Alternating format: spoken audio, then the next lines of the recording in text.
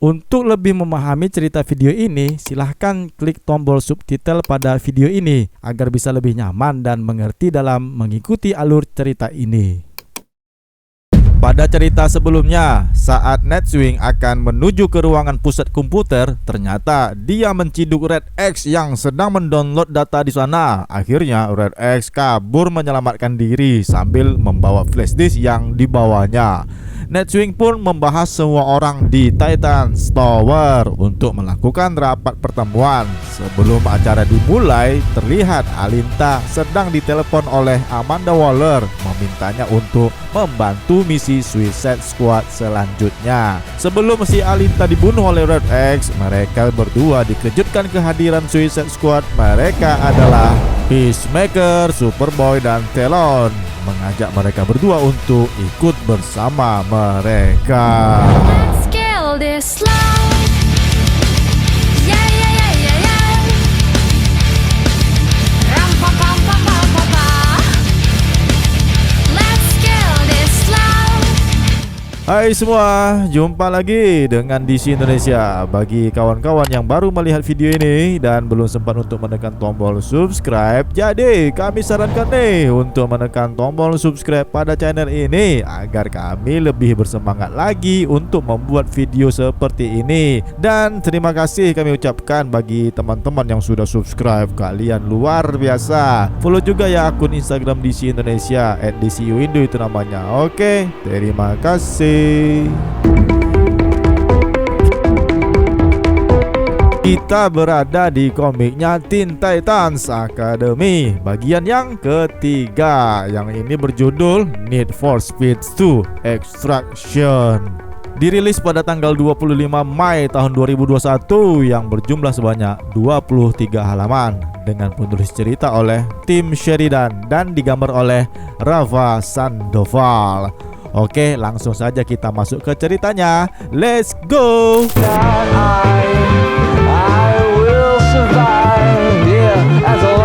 Di halaman pembuka ini, kita melihat Raven yang sedang menerawang penglihatannya di masa depan. Akan tetapi terganggu oleh visi Future State, sebuah kejadian di masa depan yang memungkinkan, yaitu masa depan yang sama yang terjadi di Future State Teen Titans isu masalah pertama dan Future State Teen Titans isu masalah yang kedua. Penglihatan pertamanya adalah The Flame, sosok iblis besar menjulang di atas New York yang banjir dengan menara Titans hanya setengah berdiri, sangat mirip dengan reruntuhan di Future State. Visi kedua menunjukkan bentuk Nightwing, Starfire, dan Sabers, yaitu penggabungan Cyborg dan Beast Boy yang rusak dari akhir Future State Teen Titans isu masalah yang kedua. Gambar ketiga menata ulang halaman terakhir Future State Teen Titans isu masalah yang kedua, dengan si Shazam Billy Batson membawa Raven ke neraka sehingga dia bisa disegel di dalam Rock of Eternity. Dan penglihatan terakhir menunjukkan Red X mengacungkan dua pedang dengan kepompong yang tidak menyenangkan di belakangnya.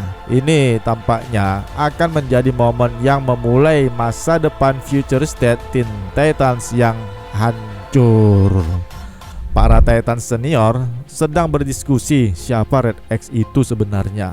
Di sini ada Nightwing, Donna Troy, Cyborg, Starfire, Raven, dan Beast Boy. Mereka meninggalkan si Bonker, Crush, Jacob Thunder, Johnny Thunderbolt, Kid Flash, Emiko, dan Roundhouse yang bertanggung jawab atas siswa baru Teen Titans Academy di Menara Titans. Mereka berada di pesawat Titans. Raven sempat menjelaskan kepada Beast Boy bahwa penglihatannya itu memberikan sebuah pertanda yang besar akan adanya hal yang tidak baik. Beast Boy pun menenangkannya.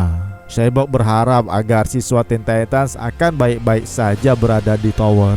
Di halaman selanjutnya, kita melihat sekelompok tim Satgas Suicide Squad, yaitu Branch, Nocturna, Peacemaker, Superboy, dan Talon. Mereka bersama si Red X. Dan di tempat lain, si Amanda Waller memberitahu Suicide Squad bahwa agar mengikuti rencana Red X untuk membobol Titans Tower untuk menangkap bos si Alinta.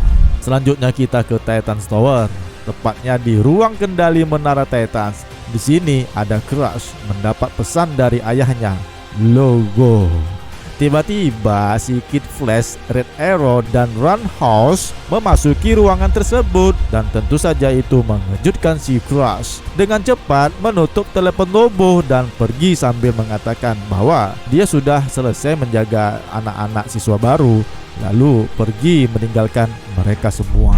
Kita melihat ke kamar siswa. Di sini kita berada di kamarnya si Alinta. Ternyata dia satu tempat tidur dengan Sumber Zahid alias Tidda. Alinta awalnya menghindari pertanyaan dari teman sekamarnya itu si Tidda tentang apa yang terjadi padanya pada beberapa waktu yang lalu. Akhirnya si Alinta menjelaskan tentang asal-usul dirinya, bagaimana dia mendapatkan kekuatan supernya. Dia pun bercerita saat itu dia masih muda belia, tinggal di Australia Selatan bersama kedua orang tuanya. Dia dijadikan bisnis bagi kedua orang tuanya, memperdagangkan barang curian dan berbagai jenis barang selundupan. Tak lama kemudian, Alinta berlari ke seluruh Australia bekerja sebagai kurir ilegal untuk kedua orang tuanya. Dia membantu memindahkan uang, barang curian, pesan, dan apapun yang mereka butuhkan. Alinta saat itu masih sangat muda, sehingga apa yang dilakukannya itu merupakan perbuatan yang melanggar hukum dan bertindak atas tindakan kriminal membantu orang tuanya. Sampai beberapa orang yang menganggapnya bertanggung jawab atas kesalahan orang tuanya. Dalam bisnis mereka yang tidak bermoral, para mafia berhasil membuat hutang besar kepada orang tuanya itu. Ketika orang tuanya tidak bisa membayar hutang mereka, orang-orang mafia ini menghukum mereka dengan mengambil kaki putri mereka. Ya, si Alinta tidak merinci apa yang sebenarnya terjadi padanya. Akan tetapi dari cerita yang disampaikannya ini cukup jelaslah untuk kita semua. Akhirnya ada seseorang dari agen pemerintahan yang di sini adalah si Amanda Waller datang membantu si Alinta. Setelah kemalangannya itu, si Waller memberi Alinta pisau prostetik yang dia gunakan untuk bisa berlari dan mendaftarkannya di Akademi Teen Titans. Tapi tentu saja ada ikatan. Waller menjelaskan kepada Alinta bahwa suatu hari nanti dia akan dipanggil untuk bekerja dengan dirinya. Akan tetapi si Alinta menjawab, tidak akan mengikuti pilihan si Amanda Waller. Kemudian temannya yang bernama si Tidda ini pun menjadi simpati dengan Alinta dan menyatakan akan membantunya untuk mencari kaki palsunya itu. Si Alinta menolaknya, ya biarkan sajalah dia yang mengambilnya sendiri di ruangan lemari. Dia mendapatkan pesan dari Amanda Waller dan mengatakan dia harus mencari kakinya itu. Lalu dia pun pergi meninggalkan Sumber Zahid alias si Tidda. Di halaman selanjutnya, kita melihat aksi para Suicide Squad dan Red X yang melompati dari pesawat mereka menuju ke atas Menara Titans. Red X menggunakan data yang dia curi dari pusat komando Titans yang terjadi pada isu kedua agar dia bisa memberikan informasi tempat yang mereka susupi saat ini dengan maksud agar mereka bisa masuk ke dalam tanpa terdeteksi. Saat memimpin Suicide Squad ke lokasi Alinta, Red X mempertanyakan mengapa si Amanda Waller sangat menginginkan si Alinta. Peacemaker mengatakan ya dia tidak peduli, bagi mereka saat ini adalah melaksanakan tugas apa yang diinginkan si Amanda Waller. Akhirnya mereka pun berhasil masuk ke dalam. Terlihat si Alinta yang sedang memasuki ruangan lemari dengan menggunakan kursi rodanya. Dengan perlahan-lahan dia memasuki tempat itu. Terlihat Superboy kemudian berhenti dan dia melihat foto dirinya bersama Robin, Tim Drake, Impulse, dan Wonder Girl si Cassandra Sunsmoke. Di saat mereka melakukan aksi penculikan, ternyata tiba-tiba alarm mulai berbunyi dan membangunkan semua siswa yang sedang istirahat. Ya, ternyata ada penyusup yang sedang masuk ke tempat mereka. Di halaman selanjutnya, disinilah kita melanjutkan akhir dari cerita isu sebelumnya, di mana Red X yang menyerang Alinta memintanya untuk membunuhnya saja. Seperti yang kita ketahui pada cerita sebelumnya, si Red X menolaknya. Dan disinilah kelanjutan dari ceritanya. Karena ada orang lain yang akan melakukannya. Ya, mereka itu adalah Suicide Squad. Ternyata tidak hanya bertiga seperti di isu sebelumnya. Di sini ada Nocturna dan Culebra yang juga bersama mereka. Di saat itulah Peacemaker mengajak Alinta untuk mengikutinya. Sebelum Suicide Squad ini melakukan aksinya lagi, tiba-tiba si Cross, Red Arrow, Kid Flash, dan Roundhouse muncul dan mulai melawan Suicide Squad. Kid Flash terkejut melihat Superman membantu Suicide Squad. Walaupun sempat dilumpuhkan Teen Titans ini oleh Suicide Squad, ternyata siswa baru Akademi Titans yang lainnya datang dan tentu saja membanjiri Suicide Squad dengan jumlah mereka yang lebih banyak. Titans together, semboyan mereka. Tentu saja terjadilah pertempuran yang sengit antara Teen Titans dan Suicide Squad yang dipimpin oleh Peacemaker. Selama pertarungan, Peacemaker dihubungi oleh Waller dan menyadari ternyata si Red X tidak pernah ingin membantu mereka. Terlihat juga Alinta yang membuka lemarinya. Sepertinya dia akan menggunakan kaki palsunya.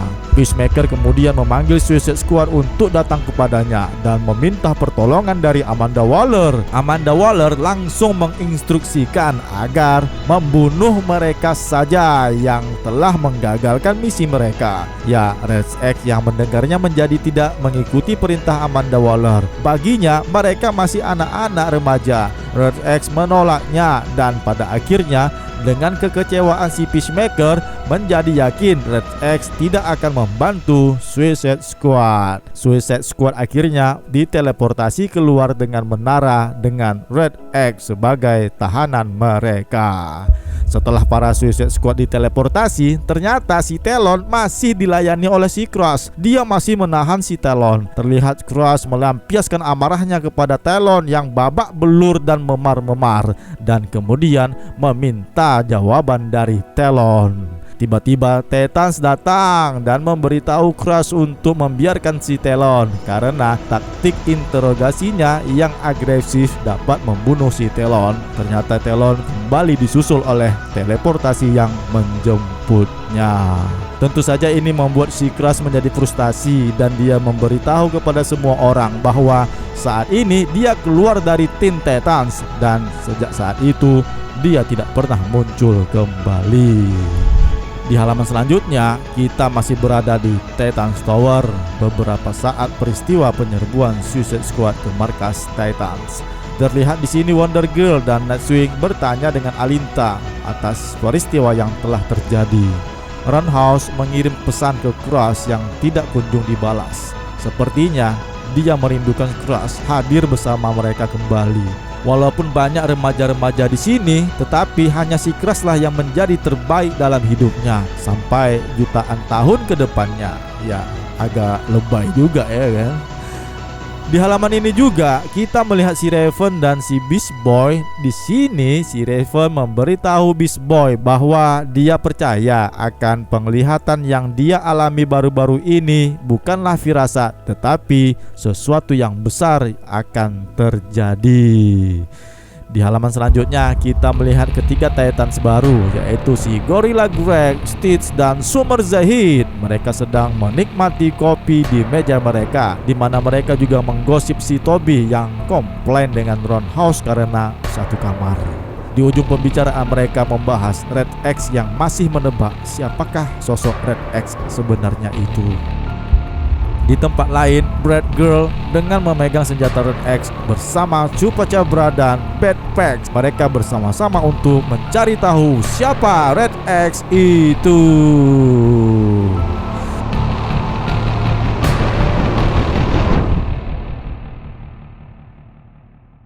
Dan cerita pun bersambung.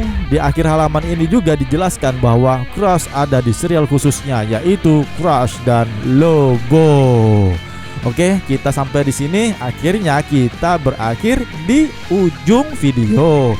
Nah, tentunya berikanlah pendapat kalian tentang video komik ini. Yang belum subscribe ya subscribe lah, biar kami rajin bikin video seperti ini. Ya enggak? Kan gitu.